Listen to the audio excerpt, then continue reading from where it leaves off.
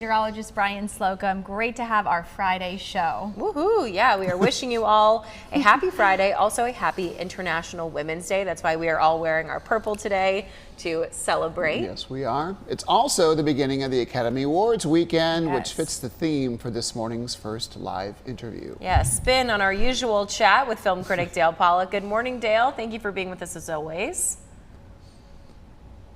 Good morning, Audrey, Jackie, and Brian. Great to be with you. Good to see you, sir. Yeah, so we hear you're sharing a few of your predicted winners for this year's Oscars that are coming up on Sunday. We are starting with the category of directing. Right. Well, you know, the Academy enlarged things a few years ago, and they went from 5 nominees for Best Picture to 10 nominees, and that opened up the field for some other films that might not have won Best Picture. And this year, there's one film that's going to dominate everything, and that is Oppenheimer. You know, it's pretty amazing that you have a 3-hour movie that's basically a talking heads movie, except for one amazing sequence, which is the nuclear blast. But the fact that Christopher Nolan could write this film, direct it, and make a 2-hour and 50-minute film compelling, that's why he's going to win Best Director. And often the Best Picture winner is also the Best Director winner, sometimes the Best Screenplay winner. And this year, I think Oppenheimer is going to sweep most of those categories.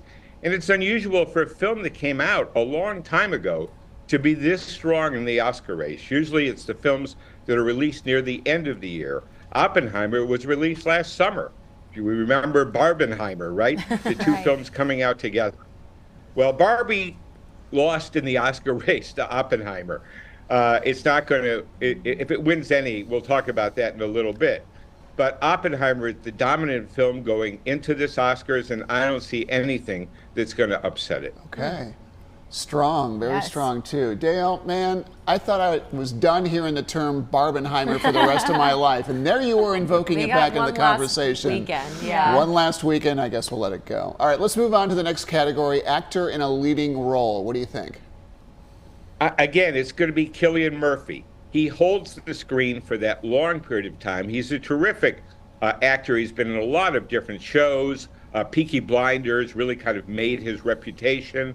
And he, again, his face is in that big screen for a lot, and he holds your attention. You can't take your eyes off him because he is a powerful actor, and he has a great role. So, you know, when you have this collision of a great script, a great director, and a great actor, I think he's going to win the Oscar. I don't think there's anybody who could really upset him except possibly Paul Giamatti in The Holdovers.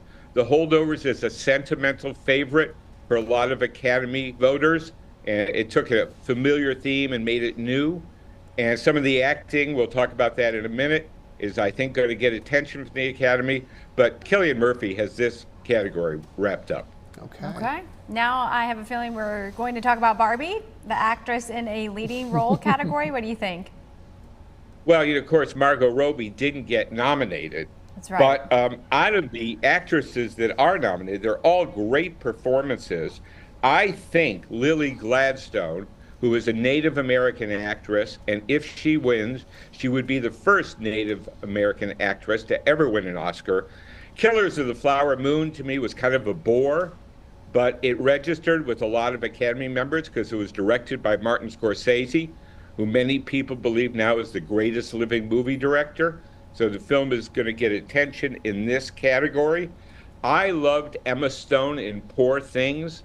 I thought she gave the most radical performance of the year, and it deserves attention.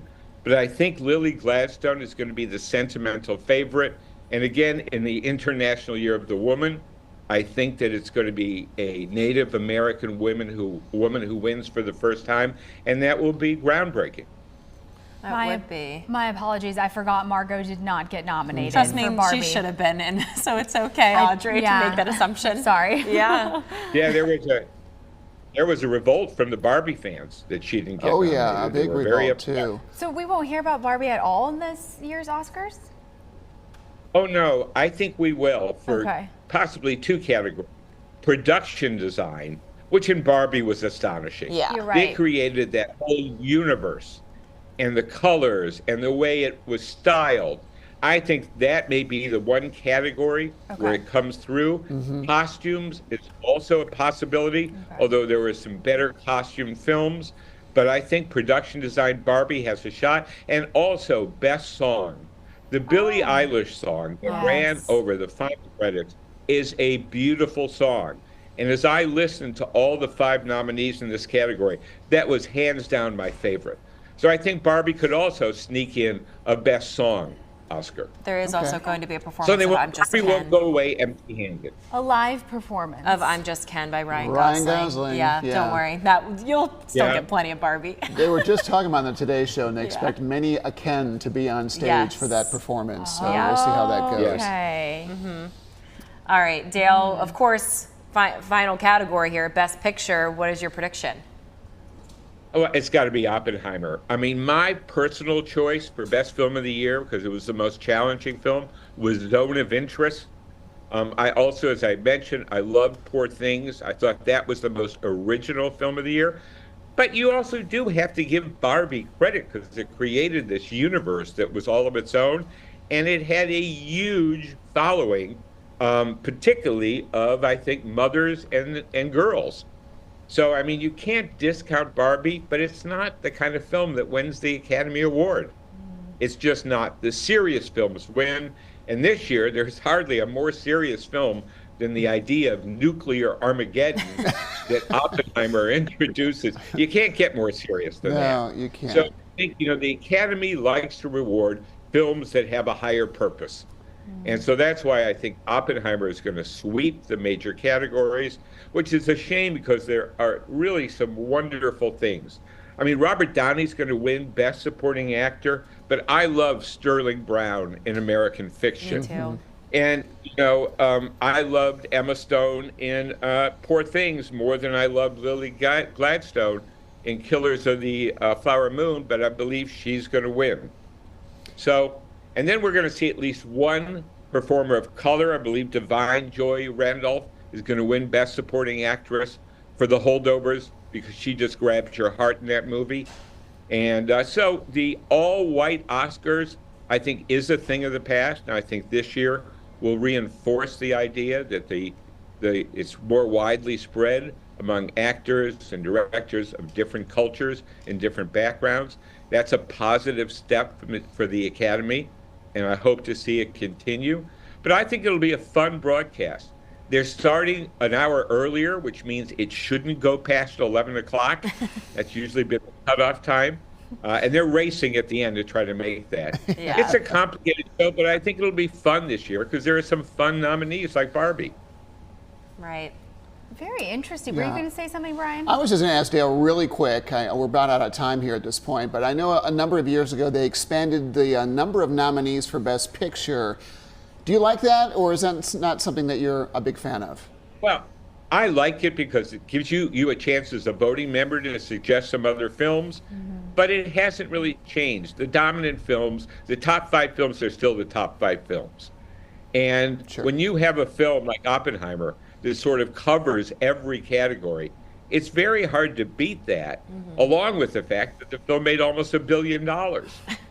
So, when you have a weighty movie that's weighty in terms of theme, but also weighty in terms of box office success, that's a very hard combination to best. Okay. Yeah. We should also say really quick that Dale is a voting member of the Academy, and so your opinion does carry a lot of weight. So thank you, Dale. My pleasure. We I hope appreciate people you. watch the Oscars. I think it'll be fun this year. Yeah, I think so Good. too. All right. We'll see if your predictions are right. Yeah. Dale, thank you as always. Enjoy your weekend. And he has reviewed a lot of the films he just mentioned this morning. You can find those in 2 ways. First, on the WXII YouTube page playlist. Just click on Movies in Review. And then, as always, DaleMPollock.com. You can stay